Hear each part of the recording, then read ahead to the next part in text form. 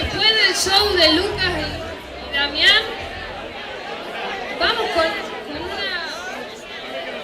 una buena voz que nos va a deleitar con el tema Talismán. El Talisman od Rozane. Zato što mi je ta bila najdraža s jednog CD-a koji sam dobila na poklon nakon prošlogodišnjeg nastupa. Jel inače volite i slušate španjolsku muziku? Pa ne, nisam prije baš slušala jer nismo baš na našim radijima, nemamo tu mogućnost.